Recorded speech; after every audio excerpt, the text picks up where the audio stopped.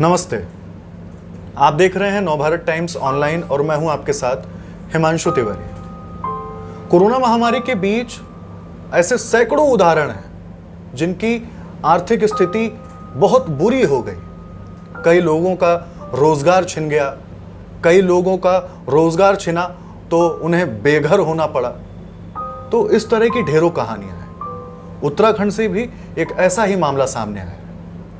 Parachuter Dilraj Kaur, उन्होंने देश के लिए तमाम पदक जीते हैं, गोल्ड मेडल भी जीता है, सिल्वर मेडल भी और ब्रॉन्ज भी। लेकिन इसके बावजूद अब उनकी स्थिति इतनी बिगड़ चुकी है, आर्थिक रूप से वो इतना कमजोर हो गई हैं कि अब वो चिप्स के पैकेट बेच रही हैं। क्या है पूरा मामला, आइए देखते हैं। मैंने 2004 में शूटिंग शुरू की थी और अभी तक मतलब 2017 तक मैंने 28 गोल्ड मेडल, 8 सिल्वर और 3 ब्रॉन्ज मेडल नेशनल लेवल पे जीते हैं।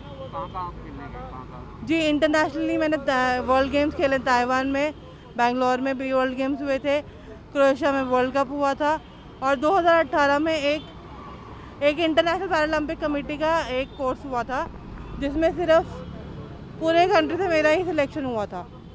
तो वो स्पोर्ट्स एजुकेटर का कोर्स करने वाली भी मैं पहली ही लड़की हूँ। ये बताइए कि आज आप फुटपाथ पर बैठी है, सड़क पर बैठी है, ड्रिंकिंग चीज बेच रही है, आपकी वजह क्या है? जी, मेरे फादर एक बहुत लंबी बीमारी के बाद नहीं रहे। मेरे ब्रदर की भी अभी रिसेंटली डेथ हुई है, तो उन लोग के इलाज पे जो बहुत खर्चा हुआ और फिर जो हम लोगों को लोन्स थे वो लेने पड़े।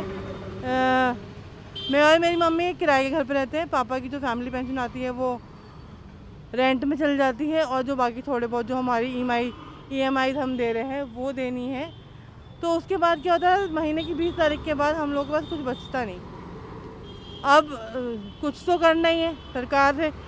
इतने सालों से हम लोग, मैं हर उसमें मंच पे, हर जगह जहाँ भी मुझे बुलाया जाता है, मेरी सरकार से यही एक दरख्वास्त रही है, चाहे कोई भी सरकार थी, कि सर मेरी शैक्षिक योग्यता और जो मेरी स्पोर्ट्स में उपलब्धियां हैं उनके आधार पे मुझे जो स्पोर्ट्स पॉलिसी का प्रावधान है मुझे नौकरी दी जाए।